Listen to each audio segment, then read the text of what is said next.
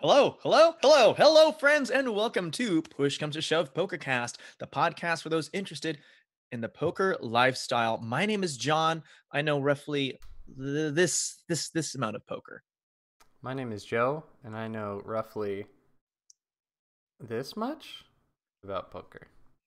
Friends, this is March 26th, 2018, our 24th episode of Push Comes to Shove PokerCast. Thank you for joining us today. For our audio listeners, you get a high five. And for those live at twitch.tv/8bitavenger, you'll be able to join us in some comments, maybe some questions here in the chat. We have some exciting things we'll be talking about on today's episode. Joe and I will talk about some recent events, both for myself and Joe. I went and did some traveling. I have some fun stories to tell you, a little bit of stories. Joe and I are going to also go through some questions that we got in our fan mail. There it is, That's fan right. mail. And then Joe has a very interesting, super duper interesting hand that he wants to talk about. He did not share any details with me about, but that's what we have on our agenda today. Some light housekeeping. As you're listening to us right now, please feel free to send us your thoughts, comments, concerns, questions, suggestions, synonyms to pcspoker@mail.com. Yeah. Joe, it sounds like you have either a plane right above you or a very rumbly tummy. What's going on over there? Yes. Both. That was both noises at the same time. Both noises. Joe's a very hungry boy. Just now we got off of our pre-show, and by pre-show I meant some game time. We were playing some Sea of Thieves. Yeah. Right there. We were pirate boys. We're pirate boys. Normally we're PUBG boys trying to survive in the battle royale, but today we're doing the pirate life. But other than pirate life, Joe, in a nutshell, what's been new with you? You had a show last week. How was that? I did have a show. You weren't there, and that was sad. But Dan was here, and that was pretty hype. We talked about his poker lifestyle and what has brought him to where he is today. We also talked a little bit more about actual poker, because he's an actual poker player, it turns out. We also, afterward, we streamed a little bit of playing the online poker, since that's legal here. Yeah, that's pretty much what's up with that. And today, I'm doing great, because I see your face, and that's fantastic. My face usually brings positive points to most people. I hope. Maybe. We'll have to check and see. For those that are in the chat, high five to all of you. Thank you for joining us today. So as we take a look here at our agenda, just want to take a look and see. Normally story time is like the big bulk of what we have today. I know I have some stories. I know you have some stories. Joe, how do you feel about doing a singular question before we jump into story time? You feel good about that? Sure. Let's do the first one because it's easier. So our questions today, hopefully we get to both of them, are from Stephanie. Thank you, Stephanie, for writing in. Thank you, Stephanie.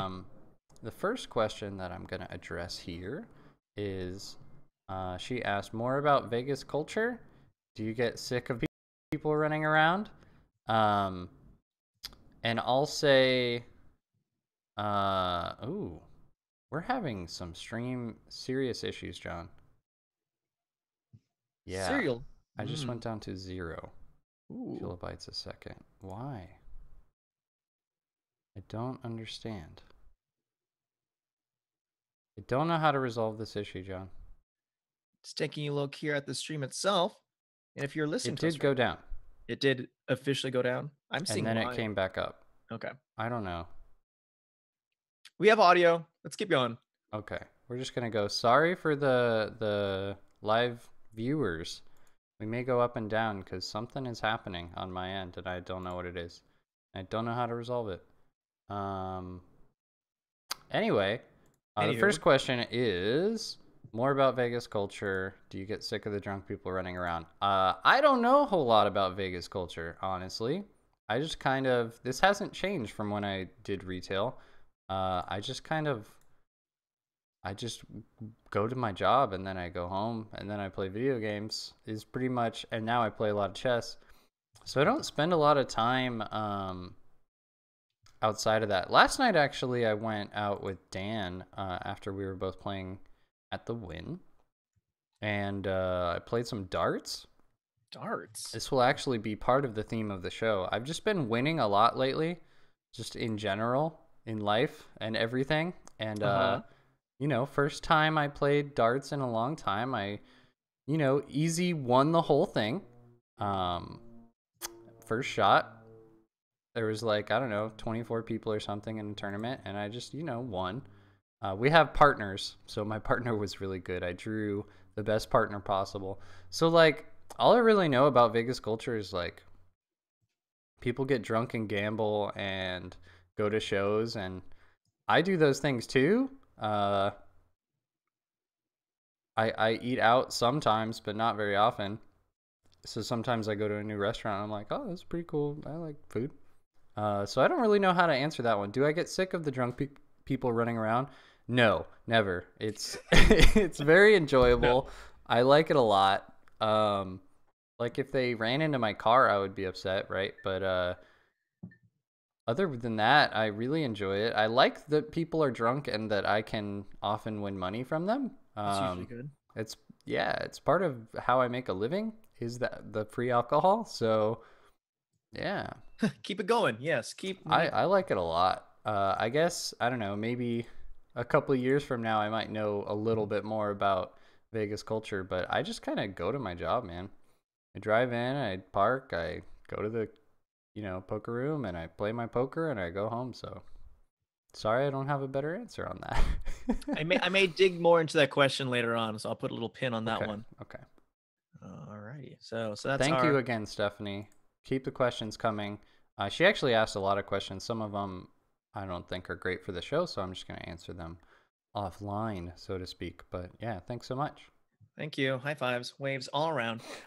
So that is our fan mail segment. We'll continue that as a John, what show. happened with you though? Yo, with Where were me you though. at? All right.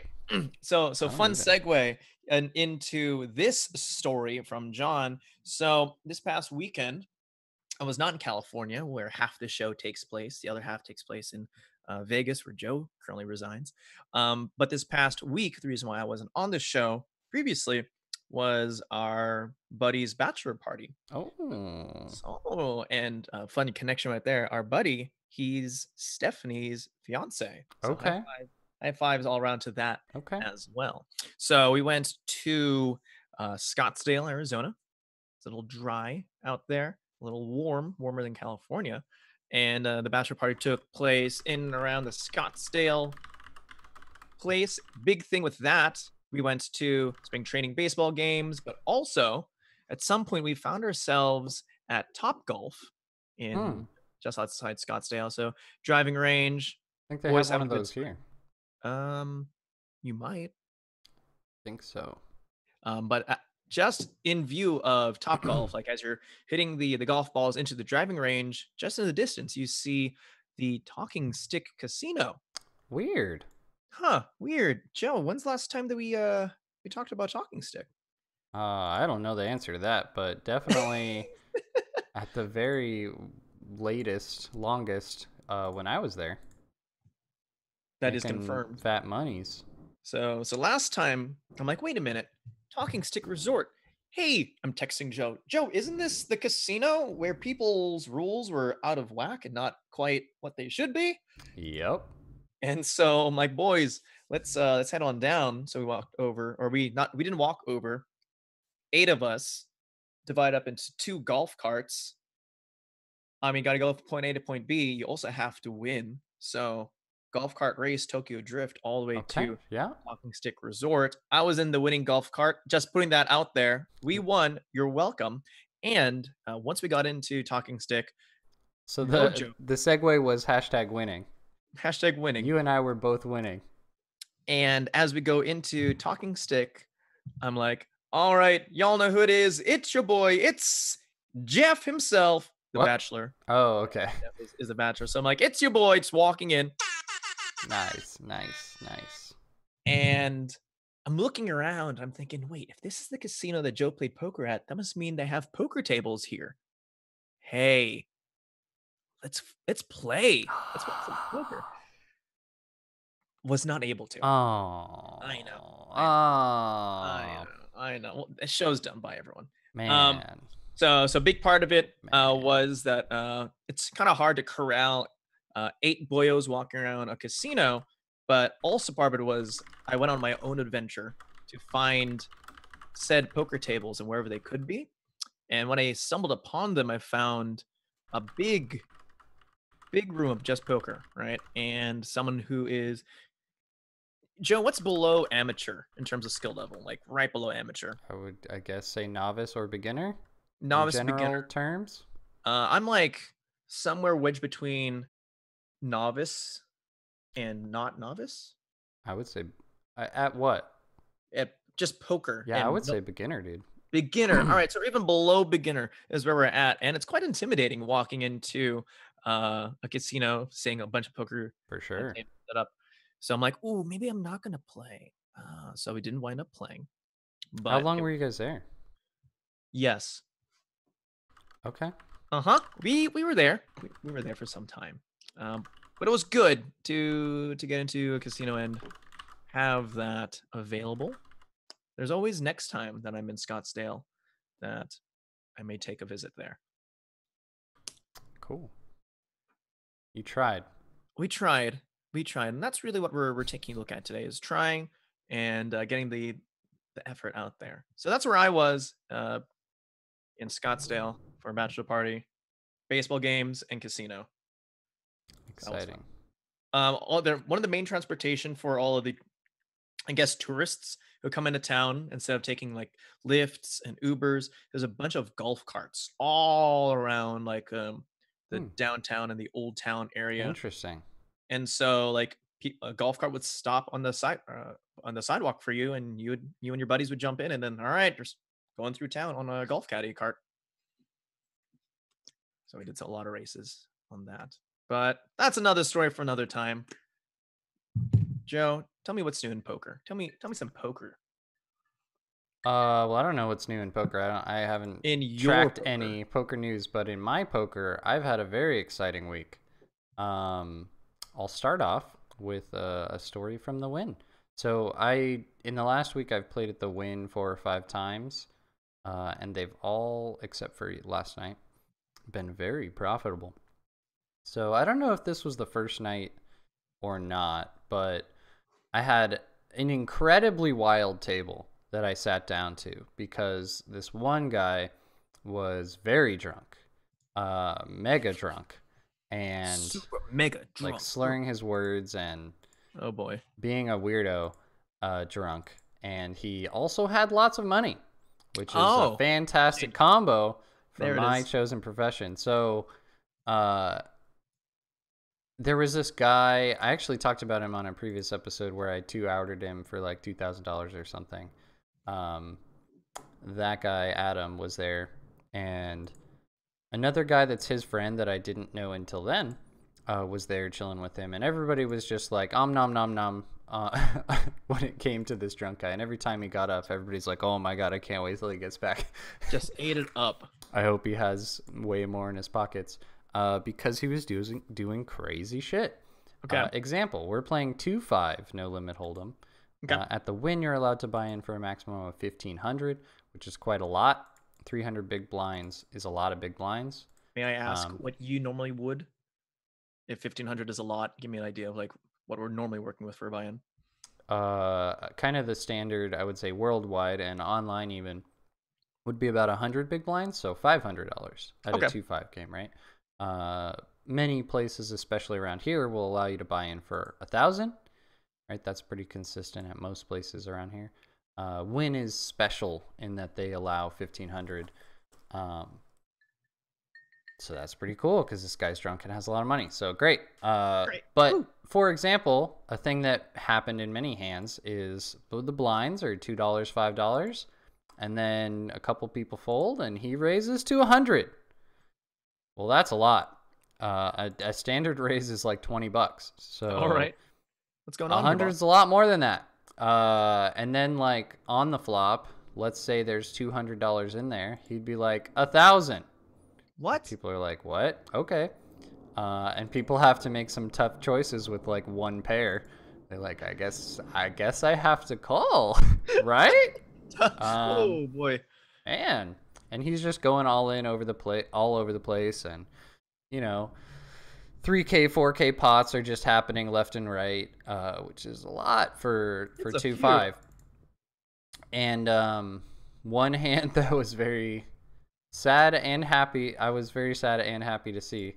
Um, he went all in pre-flop or called all in pre-flop. I don't remember. Actually, no. Here's how it went. He raised like a lot. He raised like 100, Like a lot. like a lot. And I had king queen offsuit, and we both had like 2,000 or more. So I was like, I feel like I have a better hand a lot of the time. Yeah. So I called, and then this other guy, Adam, I was talking about, he shoves for like 1,400 or some shit, and then that guy insta calls, and then I actually thought about it. I was like, Hmm. I don't know. Oh boy. This could be value. I don't know. And I folded correctly. Adam had some sort of good hand. I don't even remember. I think he had sevens, actually. I think he ended up having a pair of sevens, which is still pretty light to be doing that kind of thing with. And that guy had 8-9 suited. I don't know if he looked at his cards or not, but most of the time that people are going all in against you, they're going to have a pair above nines, Yeah. or some sort of two high cards, both of which absolutely crush the 8-9 suited. So clearly bad play. The flop comes out an 8 or a 9 or both, and he wins a lot of money versus Adam. And Adam's like, oh my God, I'm so unlucky. And I feel bad for him because I think he's a cool guy, and I'd like to see him win. But also, now that guy has twice the money. So I'm like, yeah, let's go. That's fine. And there was a hand, I don't know if it was right before that or right after that, where I also shoved with sevens, and then he folded.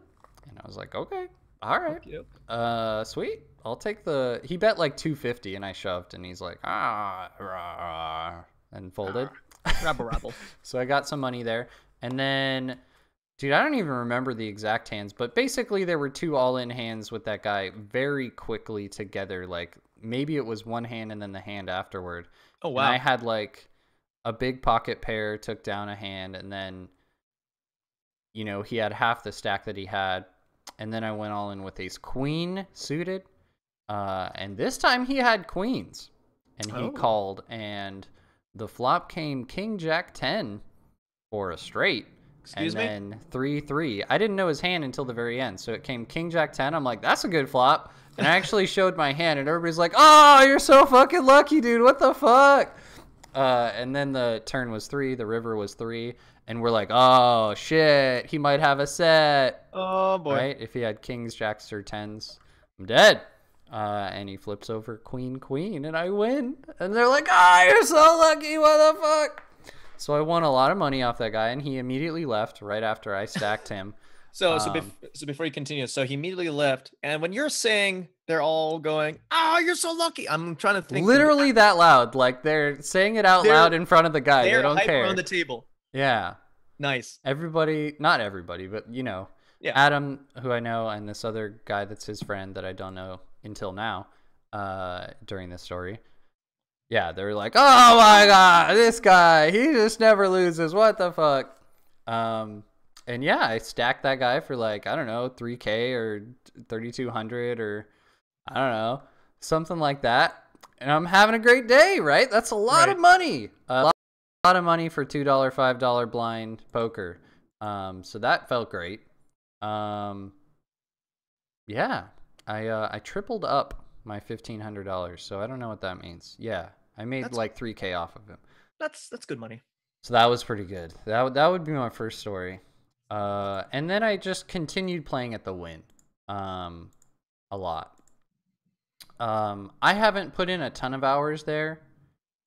Previously when I was there, I looked at the tables, and we've probably talked about it, and I felt like, oh man, there's always like half of the people are pros or more. I don't know about this place. But the more that I played it this week, the more that I kind of changed my mind. When there's very few tables at like Aria, for example, which has 2-5 for $1,000 buy-in, when there's like 2 or 3 tables, it's like almost all pros, right? At Caesar's Palace, they have 1 or 2 tables maybe of 2.5, also $1,000 buy-in. It's almost always all pros, right? So I was just beginning to think, man, 2.5's bad out here, man. But I've been going to win, and you know what? It's not usually half pros. Okay. And maybe the pros there are bad. I don't really know. I've seen them do some bad stuff, and I've heard them do some bad stuff. So Ah. I'm liking it, right? So I go back, I play more, I win some more. Uh, I won like another couple thousand the next day or something like that. I could look it up, but like a lot of money. Like I'm doing great. Okay. And something. Well, I'm not going to mention that, but that's fine. So yeah, I kind of felt like, this is, maybe I should just be here all the time. Just be there. Yeah, because it's working out. Also, I didn't put it in my notes, so I forgot to bring it up. It's March Madness right now.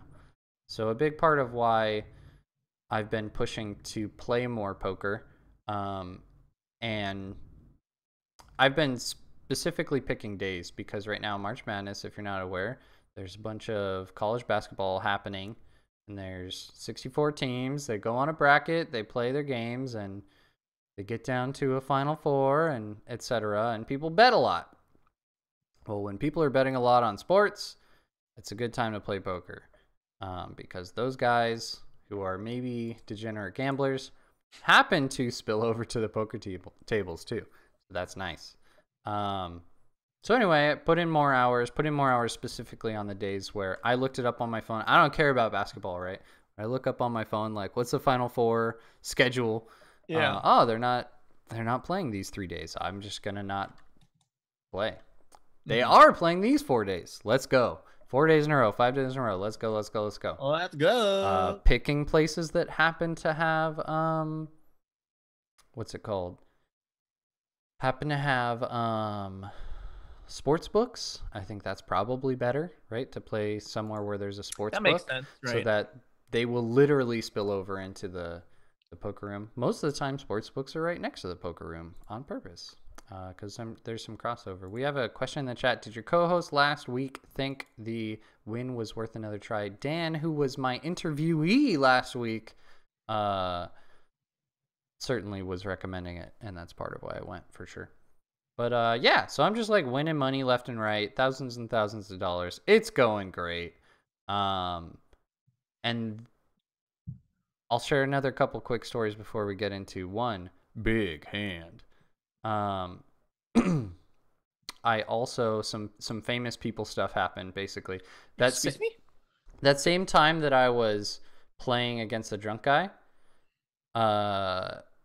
Doug Polk, who I've talked about a lot on the show, I really respect his opinion. Doug Polk and what's his name? Joey Ingram, who is a very outspoken part of the community as well. He plays Pot Limit Omaha primarily, but anyway, those two guys were at the Win playing $1, $2 Pot Limit Omaha and No Limit Hold'em mix.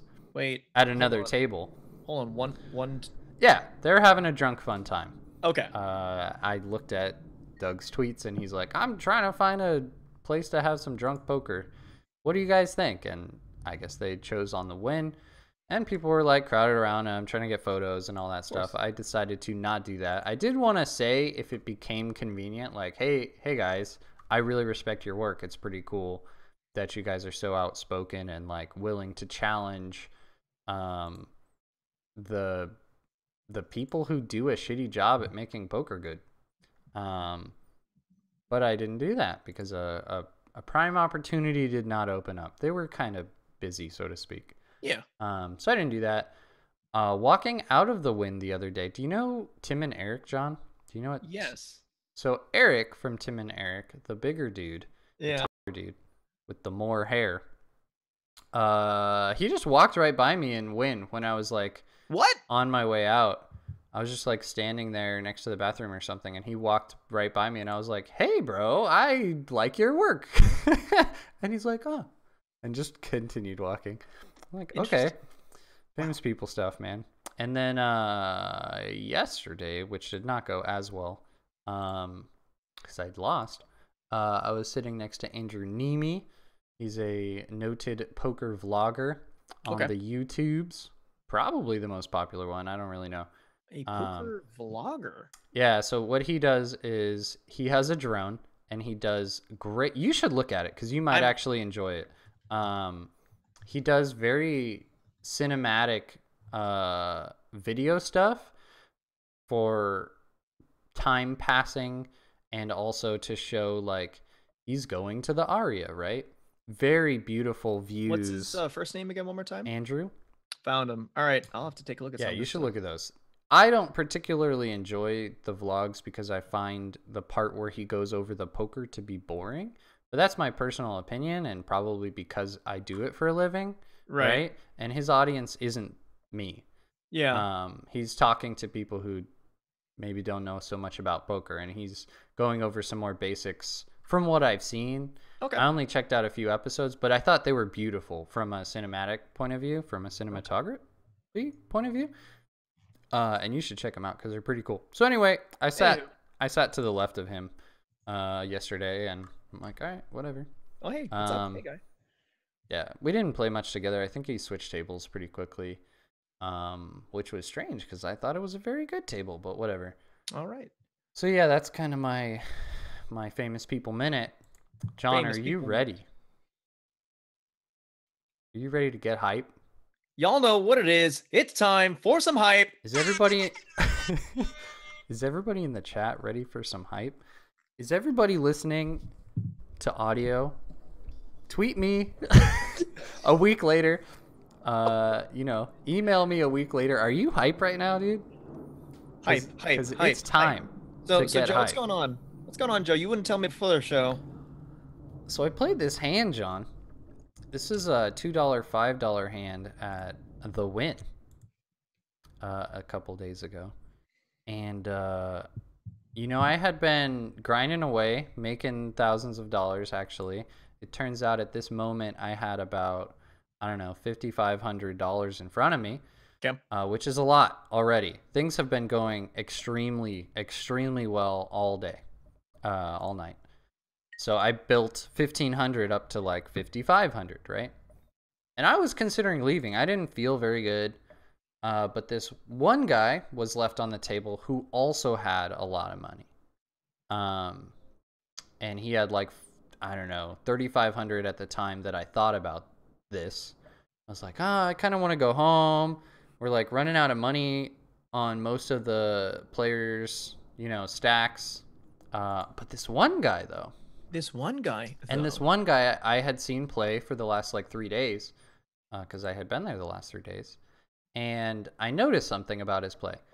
When he has ace king, for example, Okay. and an ace flops, he's probably not going to fold. When he has ace king and a king flops, he's probably not going to fold. Yeah. So when he has a top pair, top kicker type of hand, or better, likely, I assume, he's not going to fold. And he will often go all in. He'll often call all in for several hundreds of dollars, $1,000, $1,500 with top pair, top kicker. And he was right every time that I saw, which is actually pretty fucking incredible. Usually in many of these situations, the way that they went down, you wouldn't be good.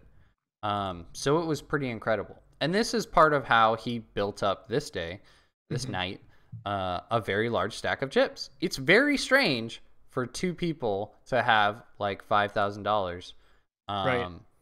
in this game. It's pretty weird. We were both doing very, very well, very, very lucky, and playing well to an extent, right? But most of it at that point is like the cards came and you got all the money. So anyway, this hand goes down. We're 9-handed. And me and this guy have a lot of money. Everybody else has way less.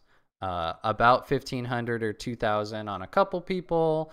About 500 on a few more. And I'm but really, under... it's the two of you. The two of us have the most money. Everybody else is still playing for a lot of money, right? $500, $1,000, $1,500 is a lot of money, and a lot when it comes to this particular game. $1,500 is 300 big blind. That's a lot of money, man. It takes a while. It takes a lot of big raises to get to $1,500, much less more than that. So anyway, his hand goes down, and I'm under the gun. I have 8-8, pair of eights. Okay. Standard play for me in this position is to raise. So I raise to $20, my standard sizing from this position, regardless of hand. I get 3 callers. Okay. In the field, which is kind of a lot. Even for this game, it wasn't playing particularly loose. People weren't calling particularly light, it appeared so far.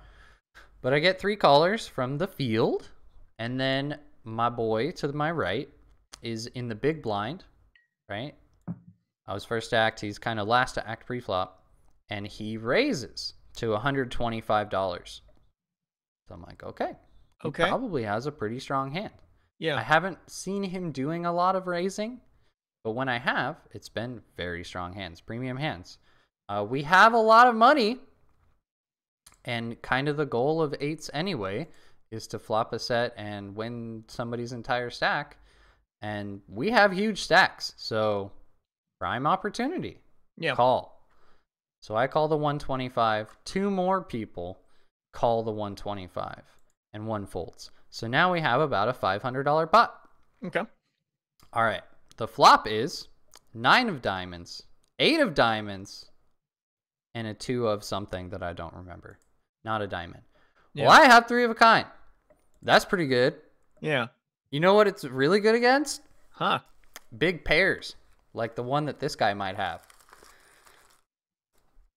Anyway, so the action goes as follows. He bets $300 into $500. From my previous history watching this gentleman, yeah, I don't think he bluffs big very often. So I think it's incredibly likely that he has a pocket pair, queens through aces. You know what he doesn't do when he has top pair or better? Fold. Awesome. So I raise.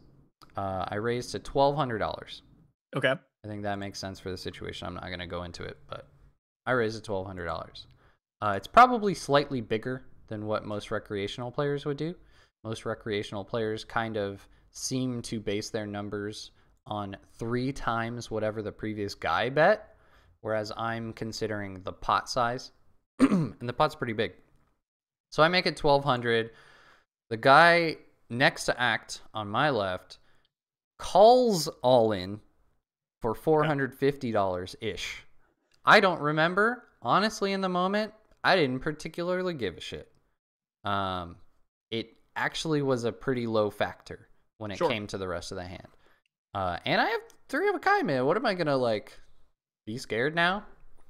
He, as we talked about side pots before, he also can only win a kind of small portion of the pot. Yeah. So I basically immediately tuned that out, other than adding it to the size of the pot. Another person folds, and then our boy to the right, who I think has probably queens through aces, calls. So now we have 2,400 plus 500 is 2,900 plus another almost 500. So like $3,400 in this pot, dude. This is a big pot. This is a very big pot. And we still have like $4,000 each. He has a little less, but the turn. So at this point, before the turn, how many players are we at right now currently? 3, but 3, one of them's all in and can no longer do anything. And he can only win a small portion of the pot, depending on your perspective. To me, at this point, small portion. When we both have 4,000 left to go, like his, actually, I don't know, 1,750 that he can win is small in comparison. So we have the turn. So we have the turn. The turn is an offsuit 3. Okay. That's a good card. Unless our boy to our right was going buck wild with ace 5, right? That's only, he would have, or wait, ace 4? Ace something would have a straight. No, it wouldn't even have a straight because it was 9, 8, deuce, 3. So he can't even have a straight. He can have a straight draw now, right? If he's going buck wild, he has a straight draw now. It's possible he was going somewhat buck wild with like ace king of diamonds type of situation, and he still would have a strong flush draw. What he may think is a good pair draw, right? An ace or a king might win it for him. Mm-hmm. And he may now have like a straight draw if he had ace 5 or ace 4, but that would be pretty weird for this guy and for the situation. So I'm very, very comfortable with my hand at this moment. He checks to me, which I was a little surprised about, but whatever. And I decide on a bet size of $1,800. The goal was, and by the way, I'm freaking out right now the whole time, which like never happens in poker for me anymore. Like less than 1% of the time am I uncomfortable or freaking out, right? My vein is pumping, dude. I'm like considering hiding it, but I'm also trying to count the pot, and it's huge, and I'm trying to count like our stacks left, and I'm trying to think like, what is the best way to get all of these $4,000? Because I want all $4,000. How do I do this? And my mind is racing, and my heart is pumping super hard. Very rare for me, but it happens every once in a while. And man, I was in a place. So he checks to me, and I think for like a pretty long while, honestly, like more than a minute for sure. About literally how much am I going to bet? I know I'm going to bet.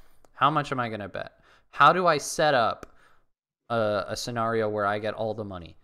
While also not making it too small to where it's profitable for him to call with certain types of hands. Basically ace king suited. I don't want his ace king suited to have a profitable call. I want him to call anyway, but I want it to be unprofitable. So I decide on 1,800, which looking back might have been a little big, actually. Might have been a little big. But I bet 1,800, and he thinks for a while. And I'm like, fuck, this guy might fold. Oh, shit. Oh no, we need those. We need him, though. We need him. Our boy. I don't want him to fold. And he thinks for a really long time. And I just kind of do the same thing I do when I'm comfortable or uncomfortable. Helps out a lot when I'm uncomfortable. Which is just fucking stare at a certain specific thing on the felt. I just pick a thing. It's a chip. It's a number. It's a letter. Just focus on that. I just stare. And I keep shuffling my chips, or whatever action that I was doing, continue doing that action. So continue shuffling my chips, continue shuffling my chips, continue shuffling my chips. It takes a while. He takes several minutes probably. And nobody says shit. Everybody's like,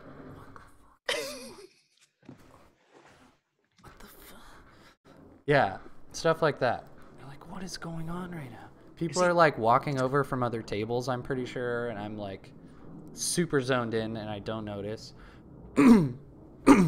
So it's a thing right now. It's a thing. It's a big thing. This is a big deal. This hasn't happened already without any further action. This shit doesn't happen very often. It's rare. So it's going on several minutes now. Yeah, several minutes. He's thinking on the turn. I call 1,800. What do I do? He declares all in. And I immediately throw chips in the pot to clarify a call. I'm like, I call. I have a set, bro. Which I wouldn't do if he's a pro, probably. But I think we talked about this last week while you were not here. But you and I have talked about it before, too. Where basically, I'm going to be super duper mega super ultra nice to recreational players. And this guy is one of them, it appears anyway, over the past 3 days. And so I'm just going to be nice and show the hand and like not have him suspenseful and more upset later or anything like that, right? I'm just going to be a nice guy and give him what he wants. He wants to know what I have, right? So I just show 8-8, 3 of a kind. As they're rolling off the river at this place, they don't run it twice. So there's no chance for business. Business is not going down. No insurance, no running it twice, no running it 3 times. So you show, and is it heads up or is it 3? It's just, well, the guy's all in, but again, it's pretty irrelevant. And I mean, if he had 9-9, that sucks. I lose a portion of the pot, but whatever. Anyway, I show, he shows aces. I'm like, yes. Okay. And then they roll off. I think they were kind of simultaneous. They roll off, and the river is a 5. I win. No diamond. Yeah. It didn't matter. When he has a pair of aces, he couldn't have gotten a flush because there were only 2 diamonds. And I win. And then we start counting our chip stacks because I have to get precisely the amount that I have if I have less, and I get all of it if I have more. So I count out my shit, and I'm like, yeah, it's like 4,300 and something. I don't know. Jesus. And the guy's like, pissed. Yeah. And we start counting. I look over and like, trying not to be agitating in any way. And I look over and I'm like, 30. It's like 38 something. I cover. And the dealer's like, yeah, you cover. And then the guy's like, and he moves them in a better position for the dealer to count them. And he's like, yeah, he has 43 for sure. He has more than 43. All right, let's count. 20, 25, 30. Yeah, it's like 38. He covers for sure, dude. And the guy's like, he covers? And then, and then we're both like, yeah. And then he smashes. This is a huge pile of chips, by the way. He had a lot of red chips, $5 chips. This is a huge stack of chips. Like a big... Like bigger than your chest.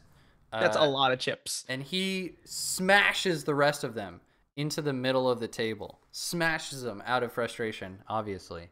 And now there are a lot of people crowded around. It is a scene. It's a fucking problem.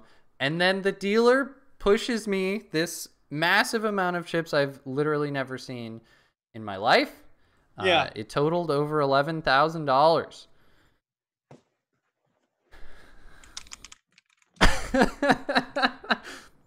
What? Yeah. So I picked up a nice little 11K pot. What? No big deal. Joe! And then it was difficult to stack all of the chips. I bet. Because there were so many. And a dealer or what do you call them? Chip runner or whatever. Also, this was weird. Instantly, as soon as the pot is scooped to me, the dealer leaves. It's time for a change every 30 minutes. Blah blah blah. They move around. So it was the proper time, but he like doesn't wait for a tip. He just leaves, and I'm like, wait, what? Wait, people in this situation.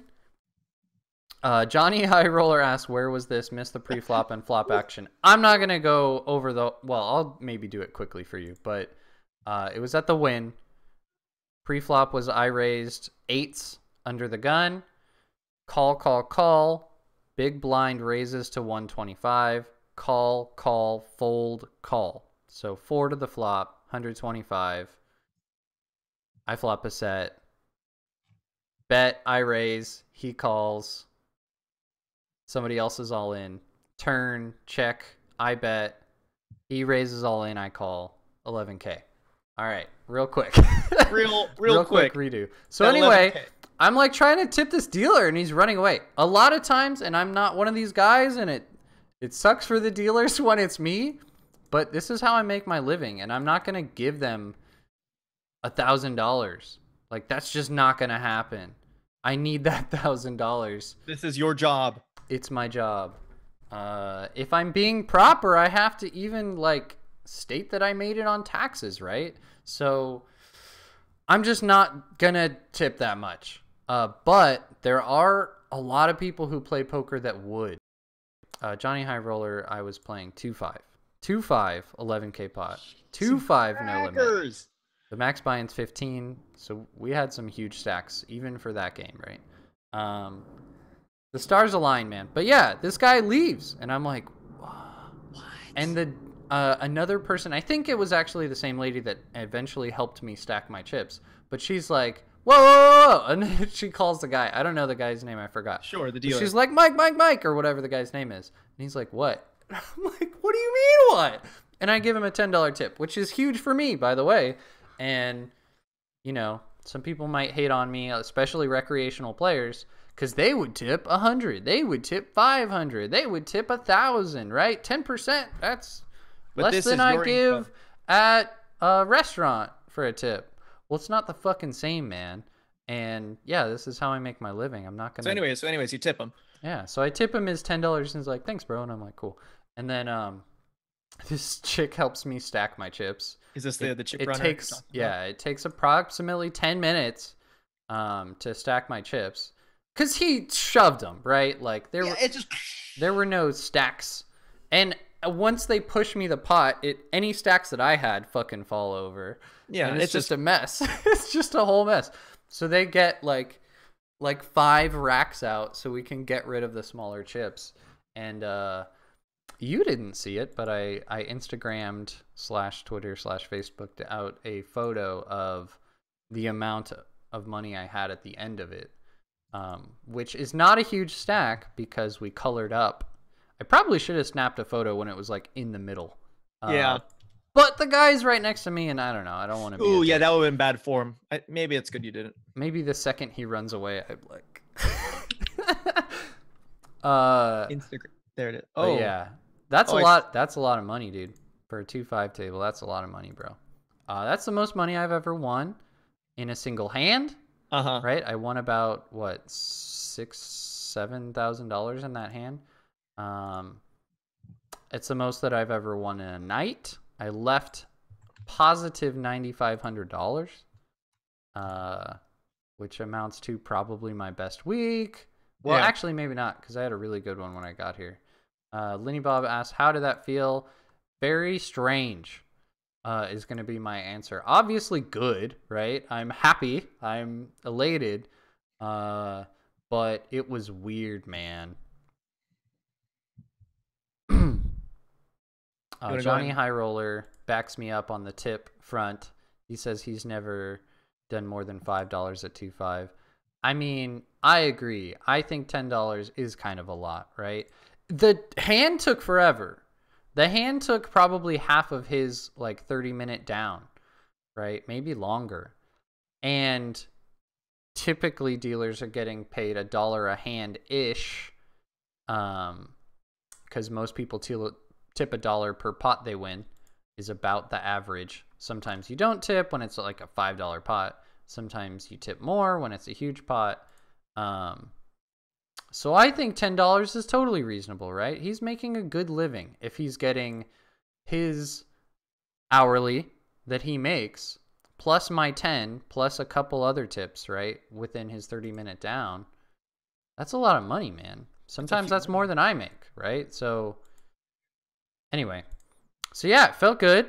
You know what didn't feel good is having $16,000 in cash on me walking on my own to my car.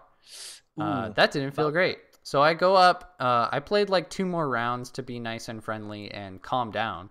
Yeah, you're still before like, I left to like let shit cool out.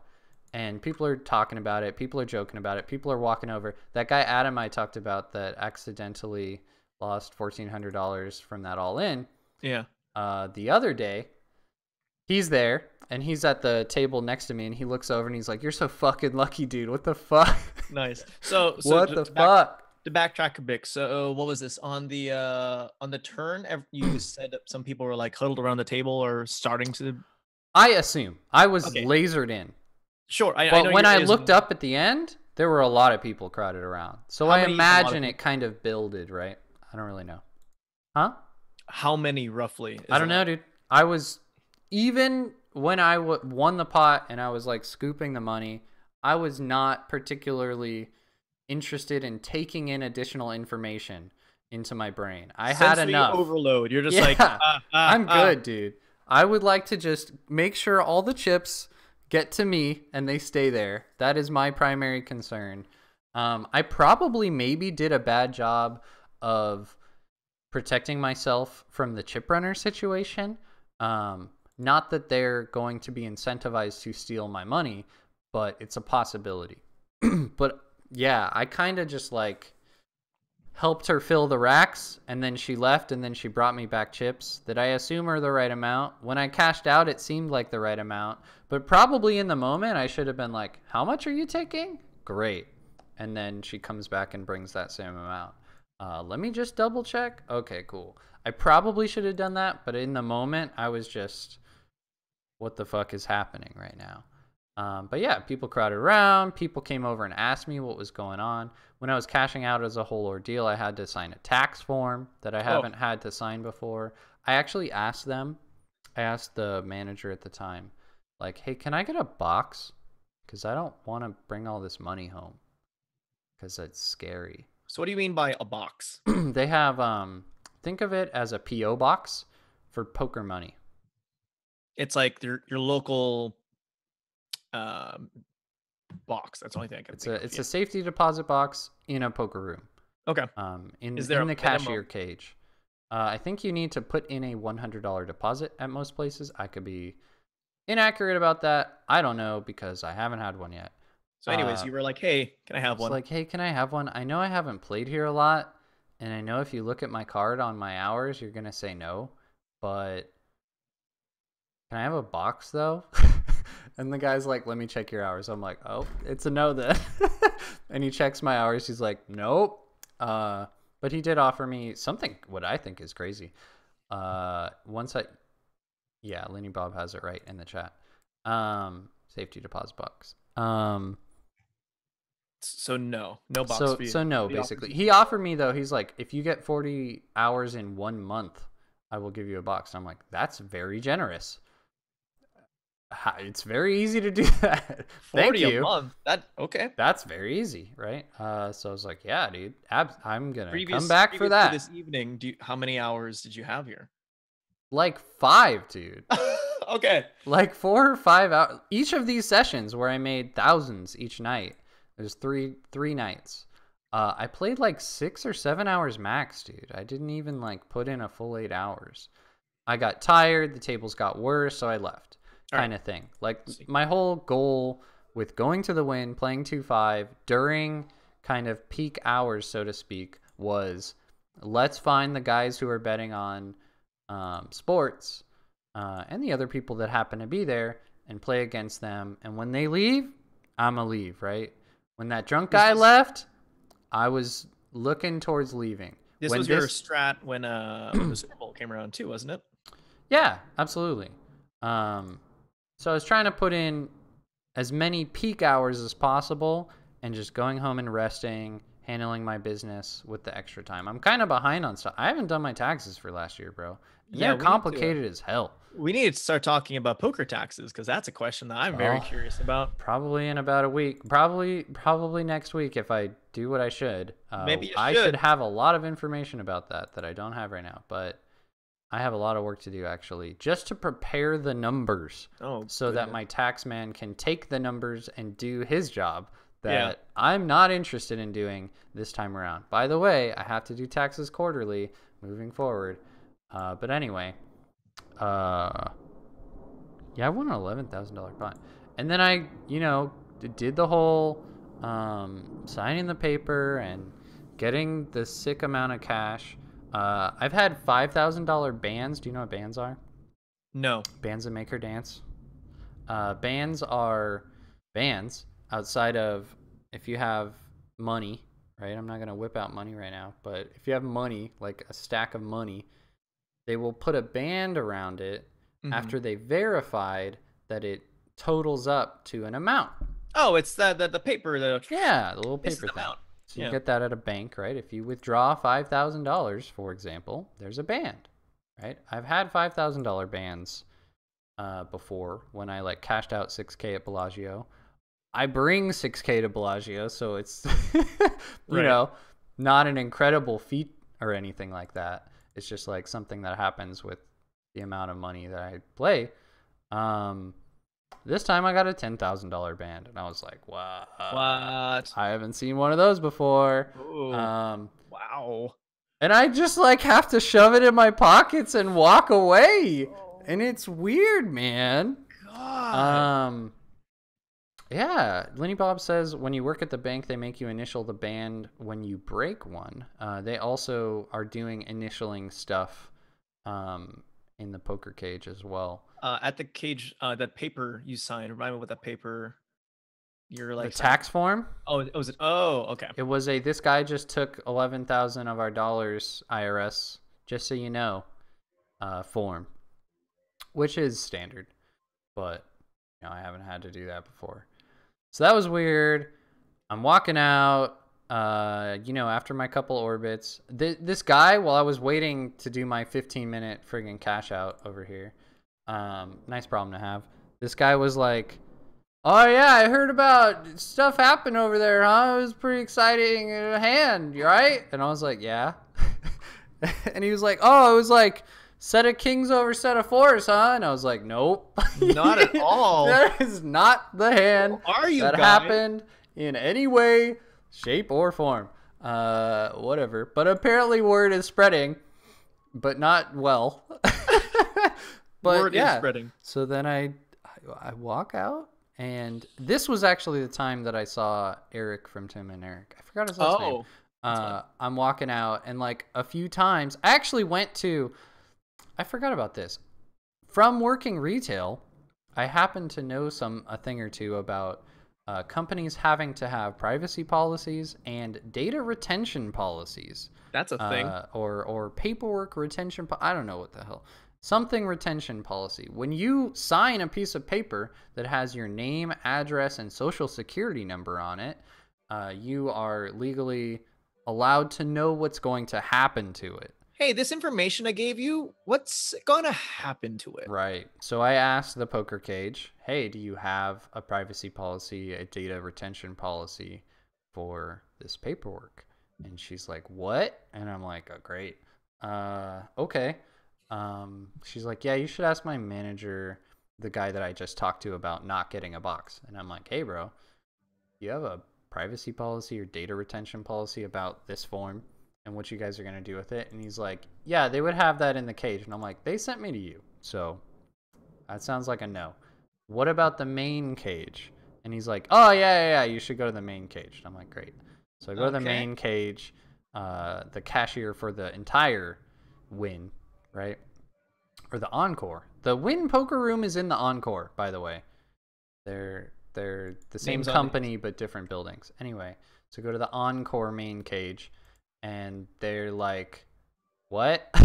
What? And she's like, "Yeah, let me call my supervisor." She calls her supervisor, and she's like, "My supervisor will be here. He's on his way up." I was like, "Okay." All right, I'm just gonna stand over here then. And then the guy comes up in 30 seconds, and I'm like, "All right, okay." Nice. Hi. "Hey, how's it going? Do you have a data retention policy, blah, blah, blah?" And he's like, "Yeah, no, you have to, like, call in on Monday." Excuse me? And I was like, "Oh, okay, bye." And then I walk, out. I was afraid to go to the bathroom. Jeez, I had to pee really bad. You're just like still there. Yeah, I was afraid to go to the bathroom, dude. Because you know what? They probably don't have cameras in the bathroom. That's a lot of money on you in the bathroom. It's a lot of money to bring into the bathroom. Jeez. So I didn't go to the bathroom. And I walked to my car, and I kept stopping midway and turning back and looking to see if I saw familiar faces. Is this... help me paint the picture. What time is it? I don't know. How is it bright? 2:30, 3 a.m. No. Okay. It's dark. How far is your car? You go. Well, I learned that there's a better parking spot when I went out with Dan, but it's a ways. Okay. Like you walk Ooh. a couple thousand feet. I don't know. Sure. It's a ways, man. It's farther than your parking lot at your work. I'll tell you that. It's farther than that. It's like maybe 2 of that. Ooh. It's not like outside the whole time. Yeah. But it's inside the whole time. But it's pretty far. It's a whole gaming floor. It's an entire gaming floor that you have to walk across. So you're walking around 3 a.m. in the lot. You're walking a ways. Well, fortunately, my parking spots have been balling out of control. When I may still park at this parking lot because my parking spots are sick, bro. I get like one of these 3 days, I got literally the best closest parking spot possible if you're not disabled. First floor, casino floor, first parking space. This was not that night. I was like second floor, 5 parking spaces away. So it wasn't bad, right? I So, look, anyways, you're walking, you're stopping every 3 steps. not 3 steps, but every once in a Hello? while, I Anyone here? stop, I look back. Okay, I don't see anybody. All right. All I right. get outside of like there's actually a rotating door and two side push pull doors. I get outside of that area. I look back. Nobody's walking this way. Okay. I get in my car. I haven't heard anybody. I look behind me. There's nobody behind me. Okay. I get on the road. Every person that has been behind me from the parking lot veers off and goes ahead of me. I'm like, okay. I turn right onto the street that I have to turn right on. Nobody's following me. Okay. I guess I get to have all this money then. And I got home and yeah, That's that's the money. I made a So lot of money, John. so to clarify for a review, It was very strange. very strange. This was not the smallest amount you've won. This is the largest amount that I've won The ever. largest In amount one you've won hand, in in one one single session. hand. Most chips just thrown at you. Most chips also. Most number of chips. Definitely most number of chips that I've scooped. All right, so when the hand is decided, you've won, and he just tosses or knocks the chips over. What are the thoughts in your head? He shoves it. You show thoughts. I don't know. I don't know. I just won a lot of money, I guess, is probably one of them. Uh-huh. Man, I'm glad that I stayed. Man, I am glad that I noticed that how this guy plays. Like, the hand was one of the easiest hands I've ever played in my life. And that's not a brag. It just was from the preparation that I did by playing with this guy for 3 days. I just knew exactly how he played. And even if he was a tricky player, even if he was a pro, I think I play the hand exactly the same. Because if you want to go into theory and stuff, it's the same hand, man. Like, Yeah. my opponent, if they're really good, if they're pro players and they're 3-betting a wider range of hands, it's the same hand anyway, because I beat all of them by a lot, and the action should be about the same. Maybe I should bet a little less on the turn, but whether this guy's in there with ace king of diamonds, ace 5 of diamonds, which could have, gotten us straight at some point, I do the same thing, man. The only thing that really is different is that I have zero, not zero, but very near zero afraidness of him having nines. Because based on the way that this guy played, he's not 3-betting 9-9 into 4 people. He's just not doing that pre-flop. He's not doing that with tens. He's probably not doing it with jacks, man. He may think about not doing it with queens. So I was pretty laser focused on the hands that he had. And he clearly had no idea what the fuck was going on in the moment. And he just did what he's always done, right? From my perspective, I don't know. I don't know the guy's, mindset, but it sure seemed to me like he was just calling because he had aces, man. Like, most of the time he's good. Most of the time people put this type of aggression on him. Most of the time people bet large amounts, large percentages of the pot, or all-ins. He's right to call with ace king when there's an ace or a king out. He's right to call with aces. This time he was wrong. It turns out from an optimal play perspective, blockers, he had the ace of diamonds. So if you say that hand back to anybody that knows a bunch about poker in the modern day, they would fold because they have the ace of diamonds.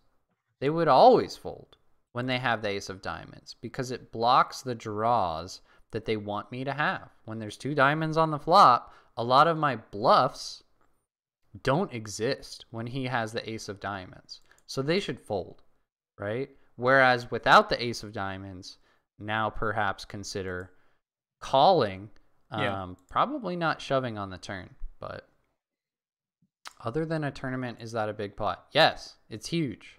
It's over 1,000 big blinds that guy lost. That's hard. That's a Jesus. lot of money, dude. Wow. It's $11,000 at a game where outside of this casino, most people buy in for 500. Even at this casino, probably, I don't know, 30% of the players buy in for 500. So to win an $11,000 pot, I didn't win I won pretty close to $11,000 because I didn't like lose any part of my original stack ever in this particular day, which is Now, also rare.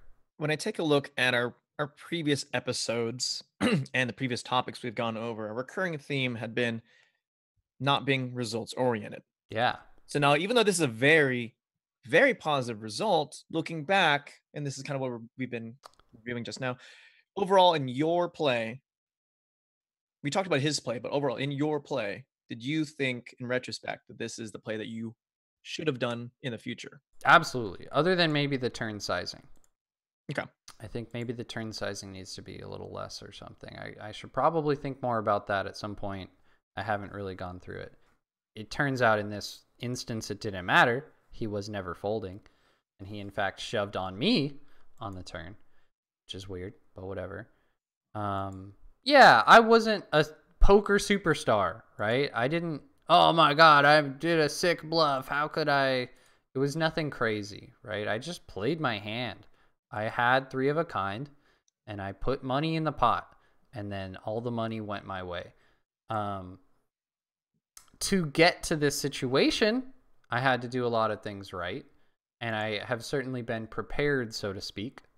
Some people may have gotten more uncomfortable and checked when they should have bet a lot. Maybe they would have smooth called the flop $300 bet. That's a lot of money.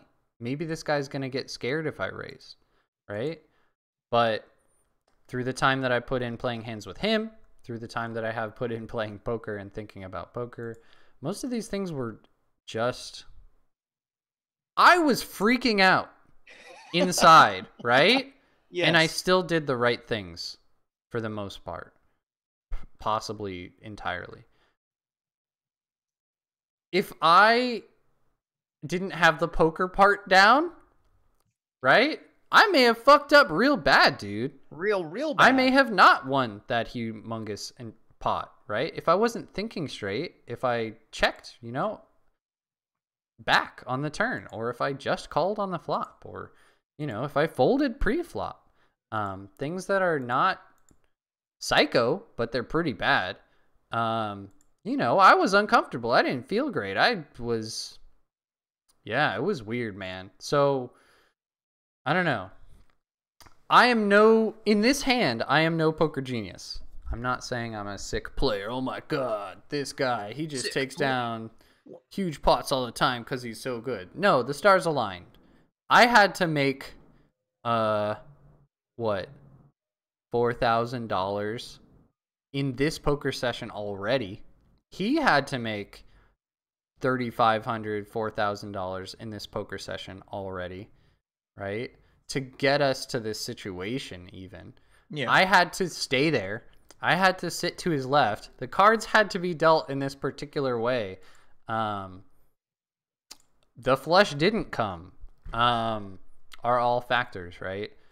However he was feeling at the time was a factor. It all aligned the way it needed to in that moment, but you still had the core homework done ahead of time. Definitely. If I didn't have the core homework done, if this was my first poker hand, well, that's impossible because I wouldn't have that money. Let's say this was my first poker session, right? Sure.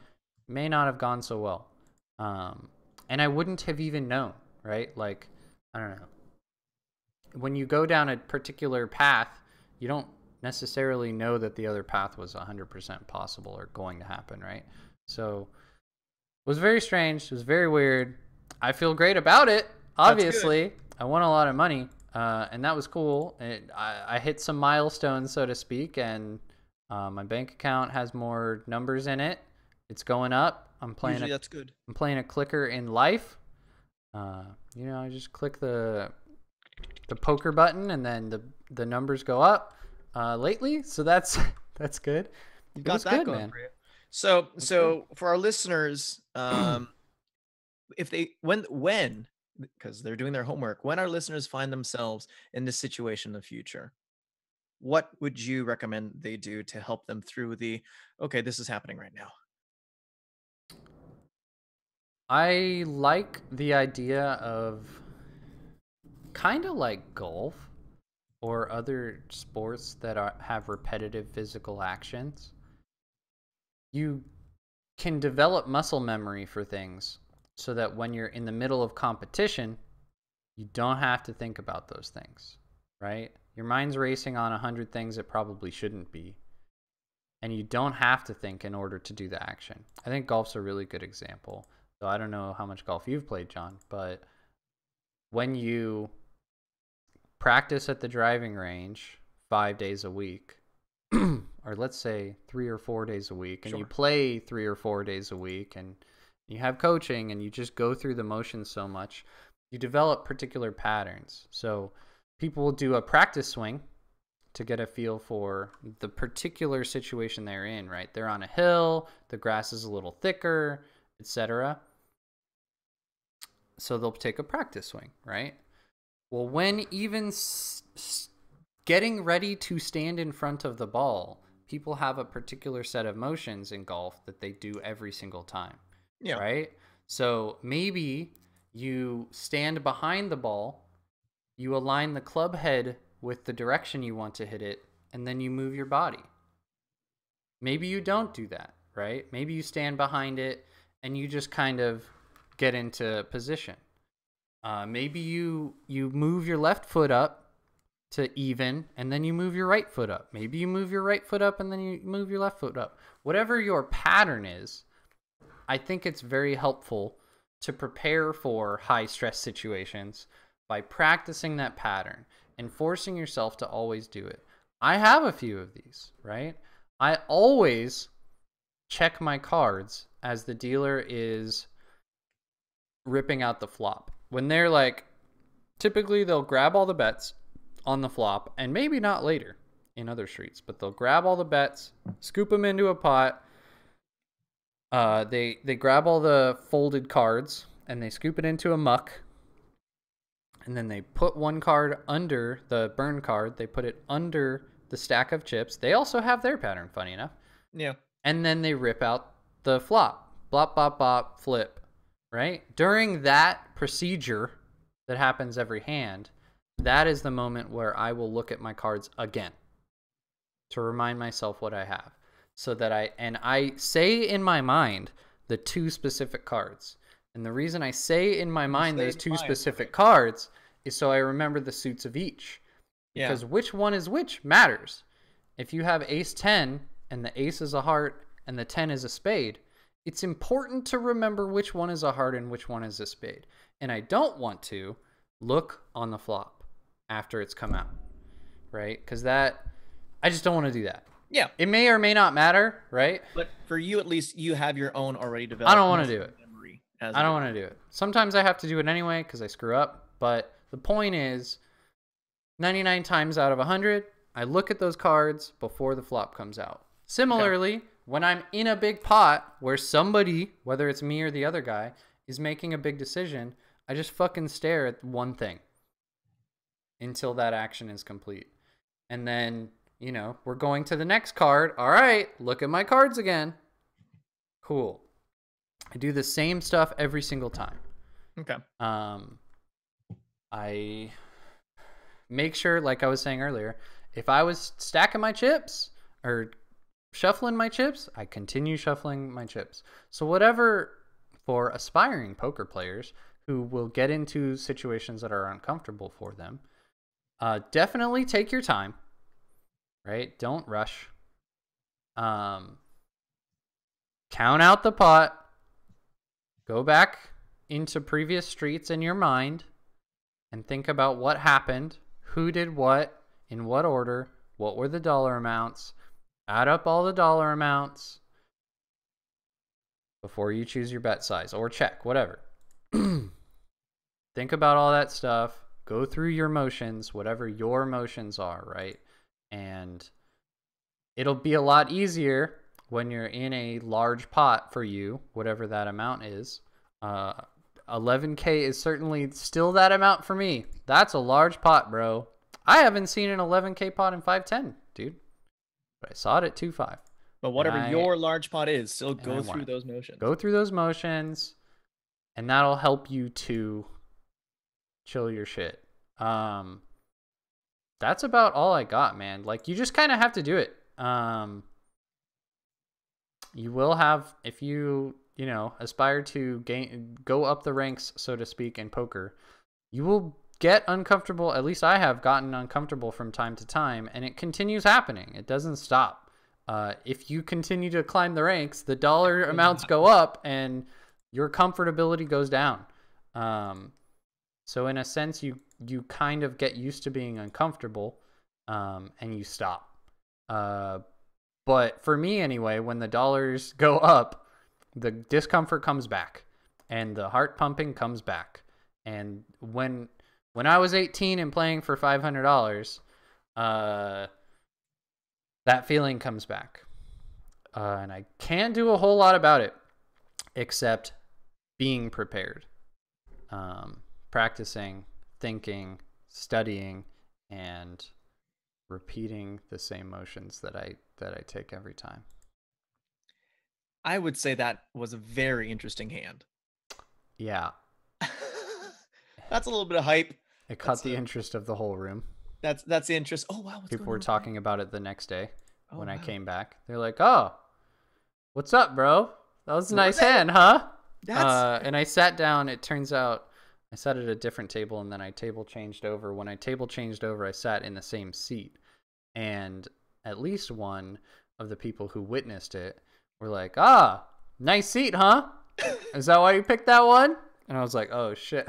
Oh, you're right. Oh shit. Oh wow. And then the one to my right opened up, and I was like, "Hey, seat open, bro. You want to come over?"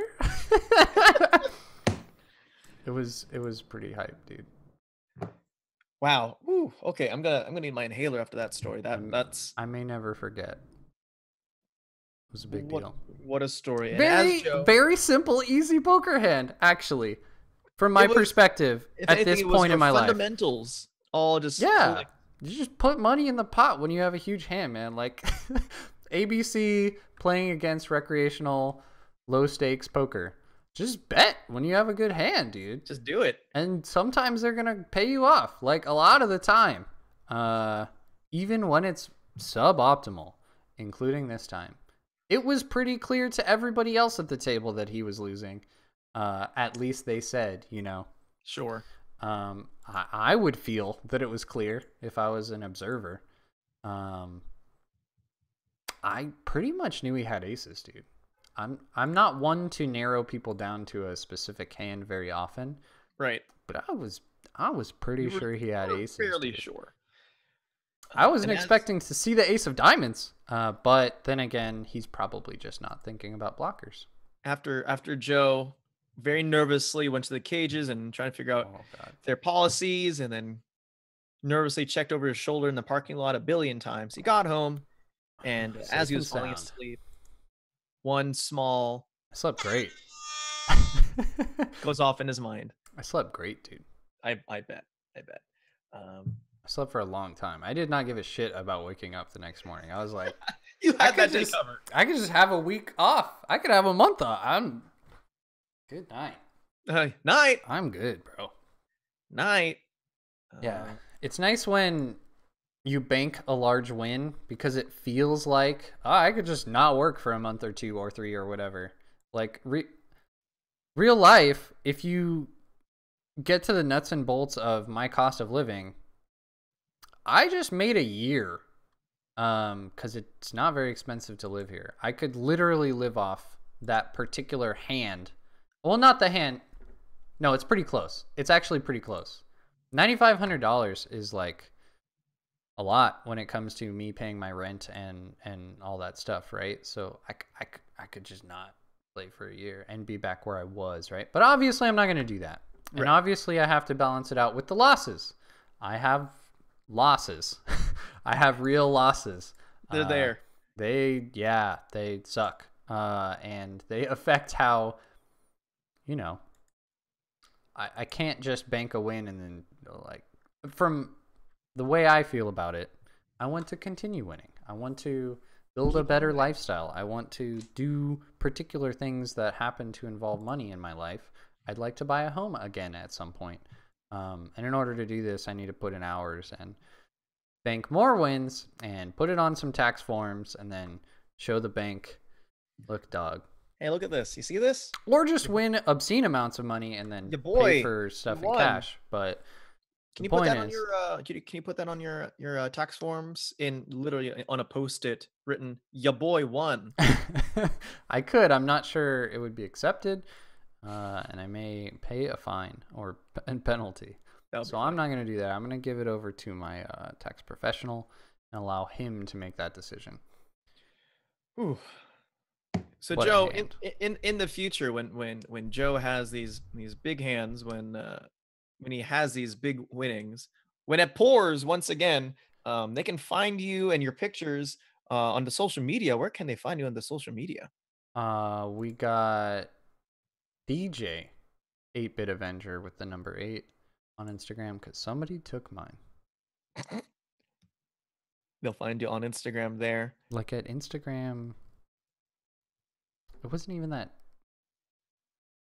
old, man. I don't get it. I just don't get it. It's okay. It's okay. Shh, shh, shh. It's not your fault. It's not your fault. Before you wrap up officially here, any other final thoughts on crazy, on craziness, craziness, All that craziness was pretty cool, John. energy, right? Um, Just crazy. Ah! yes. Yeah,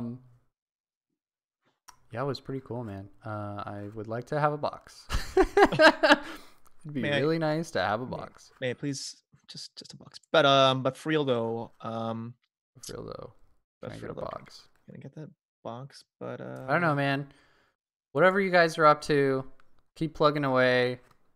Try your hardest. Study hard at whatever it is that you do, and bust your ass, and maybe good things will come. Is about my only other thought. That's yeah.